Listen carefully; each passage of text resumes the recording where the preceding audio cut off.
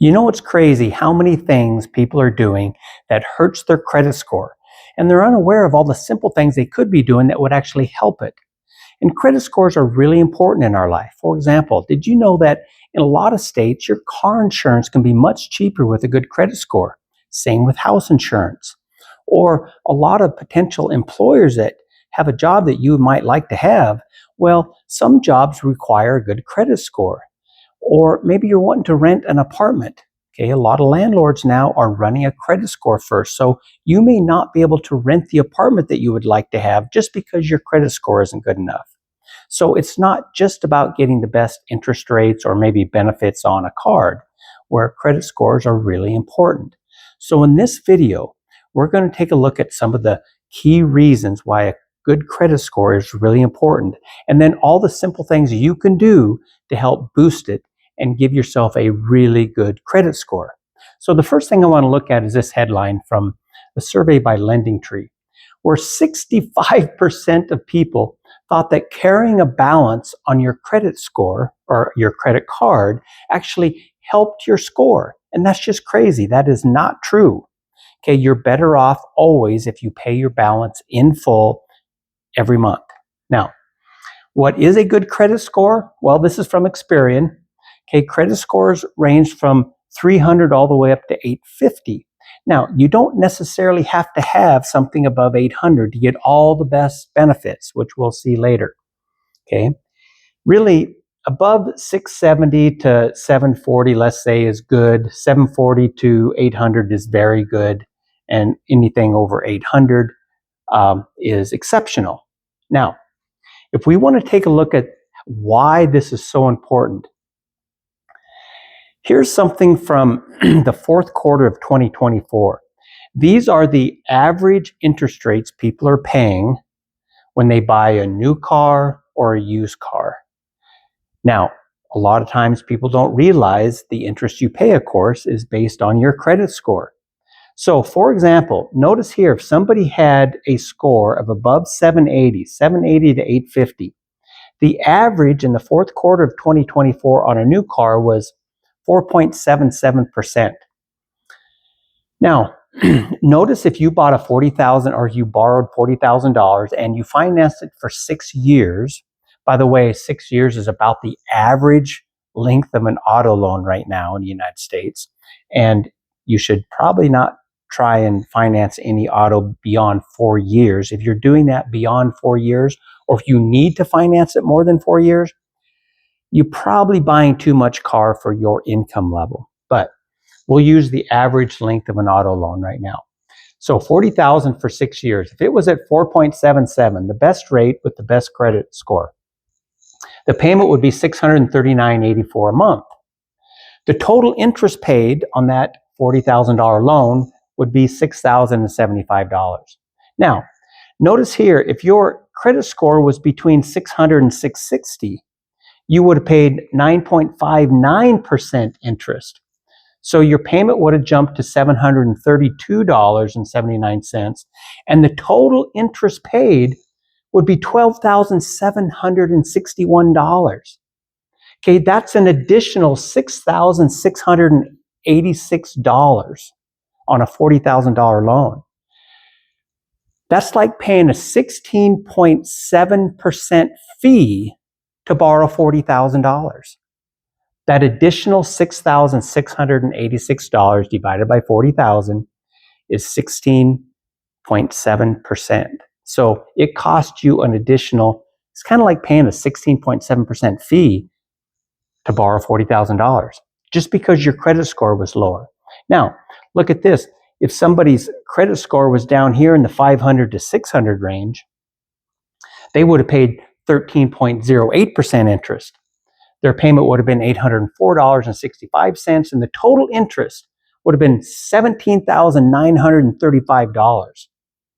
That would be an additional $11,860 of interest over and above this person.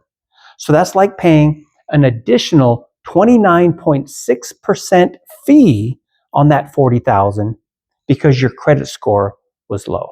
Okay, so Credit scores are really important. If you have a good credit score, it's going to save you so much money in so many areas of your life. It's not just about interest. Like I said, it could be your auto insurance, home insurance, so many areas. Here's another example. This is a home mortgage. So these are the rates, the average rates as of early April of 2025 based on credit score. Now, if you look at these rates, notice that above 780, they're all the same. Here's 780, 800, 820, 840. They're all 6.62%. So essentially, if you can just get your credit score to about 780, you're going to get all the best rates. You don't have to have it above 800. Okay. Now, let's look at the average home mortgage right now in the United States is about $400,000. Okay. So we're going to take a look at a $400,000 30-year mortgage. At the best rate, 6.62%. The payment would be $2,559.92. The total interest by the time you got that house paid off now is over $521,000 of interest just on a $400,000 loan. Now, what if your credit score was a little lower? In fact, 780 got you the highest rate. So what if it was 100 points lower, 680? You would have been paying 7.2% interest. Your payment would be $2,715, and the total interest would be $577,455. So that 100 points that your credit score was lower cost you an additional $55,883 on that loan. And that's like paying a 14% fee to borrow $400,000. Okay, so it's a really big deal to have your interest rates as low as possible anytime you're, financing a car, a house, really financing anything. Okay, so let's talk about all the things that you can do to build a great credit score. First of all, here's the makeup of what goes into a credit score. Now, I want to focus mostly on the big three here. The number one thing that you must do, 35% of your score is based on what's called your payment history. Basically, that's, do you make all of your payments on time? And making your payments on time is the most important factor. That means don't ever miss a credit card bill. Okay, don't ever be late. Okay, if you can't make the full payment, you got to at least make the minimum payment.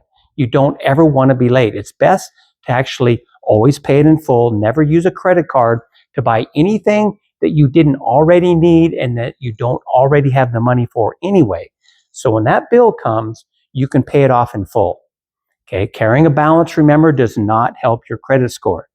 Okay, you do not want to be late on any payment. Now, being late, if you let a payment become delinquent, okay, that can hurt your credit score up to 100 points. Just one missed payment that becomes delinquent. Okay, now typically it hurts. If your credit score is pretty high, it actually hurts those worse than if it's already pretty low. But it can drop your credit score 100 points if you have a payment that becomes delinquent. So first of all, always make your payments on time. And by the way, when we talk about that, this just came out from the New York Federal Reserve, okay, late in March.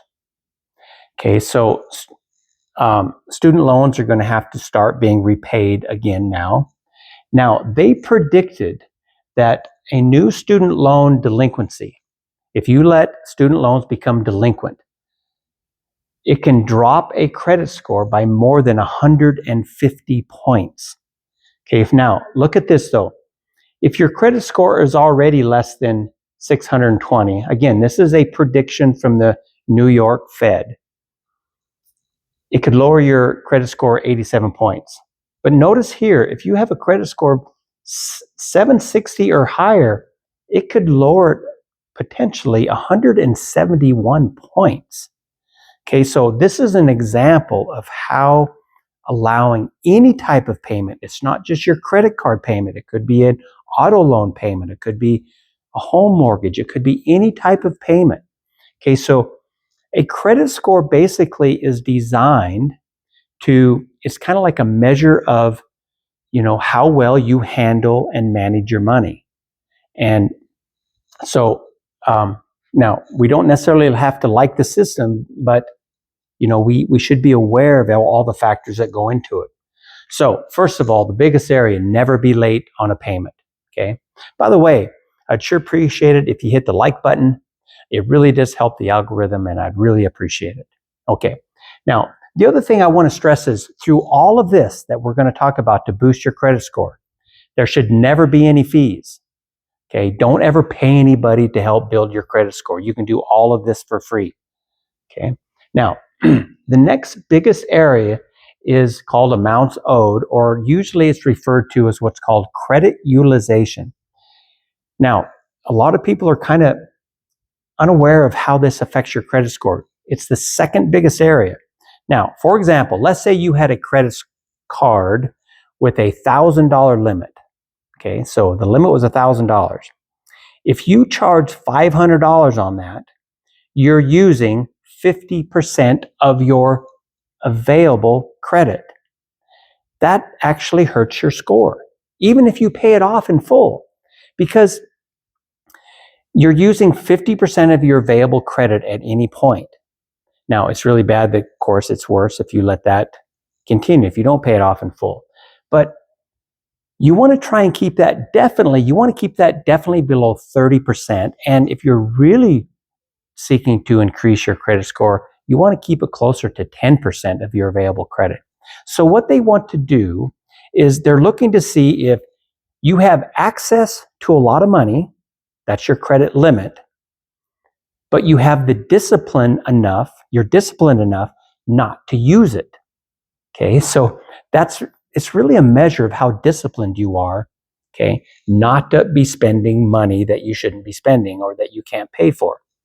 So now, this is why in calling to increase your credit limit, I know that sounds crazy because you don't want to be running up big credit card bills. But if you increase your limit, let's say you increase your limit to $10,000, now if you charge $500, now you're only using 5% of what's available, and that's good. That will help your credit score. So having a higher limit allows your credit utilization to look better. Okay, so you always want to be aware of that. Now, if you have two cards, okay, let's say the one has a $5,000 limit and the other has a $5,000 limit, your total available money is $10,000. And if you charge $500, you're still only using 5%. Okay, so credit utilization, they want to see that you have access to that limit, but you are disciplined enough not to use it. Okay, that's 30% of your score. 15% of your score is the length of credit history. Okay, so how long have you been establishing credit? Usually for most people, that's essentially when you opened up your first credit card. Now, that's exactly why canceling a credit card can hurt your credit score if it's your oldest card. Because what they do is your credit history is based on the average length of all your credits. So let's say you have 4 credit cards. One of them is 10 years old, okay? And the other 2 or the other 3, I guess, are pretty recent. Okay, well, they're going to take the average length of all of those. So if you close that oldest card, okay, you no longer have that to average in, and now your length of history isn't as long. So your oldest card, typically you do not want to cancel that. Okay, maybe just use it once in a while, keep it active, or maybe you could just put a small bill on it, like a Netflix bill or something, and have it auto pay. Okay, just keep it active. Okay, because that will help your credit score. Okay, so payment history, never be late on a payment. Credit utilization, the other big one. Okay, how much of your credit are you using? And the length of history. Those are the 3 big ones that you want to focus on. Now, new credit is 10%. Now, essentially what they're talking about there is the hard hits versus the soft hits. Okay, so new credit, if you apply for a new credit card, okay, they're going to have to run your credit score. That's called a hard hit because they're running your credit score, your credit report, because you're looking to take out another line of credit. Or maybe you're buying an automobile, okay, and you're financing that. They're going to run your credit score. So those are called hard hits. Okay, basically what they're looking for here is that someone isn't going out and looking for a whole bunch of money to borrow. So you don't want to do this very often. Now, once or twice in a year isn't going to really hurt your credit score at all. What you don't want to do is be applying for several different credit cards and then maybe take out an auto loan and that kind of stuff all too frequently. Okay, so but that's 10%. Okay, and then the credit mix. This one's really kind of silly, and I would not focus on this much because what they want to do here is see that you can handle lots of different types of lines of credit. Okay, so maybe you have multiple credit cards, you have an auto loan, you have a home loan, and you have a personal loan. Okay, don't be going out and taking out loans just to try and increase your mix. It's a very small part of your overall credit score, and again, it's just not a good idea to be taking out a loan just to try and do that. Now, there is a reason to have more than one credit card. For example, let's say you're going to travel overseas or travel really anywhere. Well, what if that number gets stolen or something? Well, you can call your credit card and cancel that. And they'll say, well, we'll send you another one out in the mail. Well, it's going to go to your residence. Well, that doesn't help you when you're away from home. So it's usually best to have more than one card with you. Now, speaking of that, I do want to mention that a debit card does not help build your credit score. There's a very few exceptions there. There are just a few debit cards now that are kind of coming around and where they do help your credit score. But for the most part, most all debit cards do not help build your credit score. Okay, because you're not taking out credit. You're not buying things, okay, and then a bill comes later and then you're going to pay for it. That's not how debit cards work.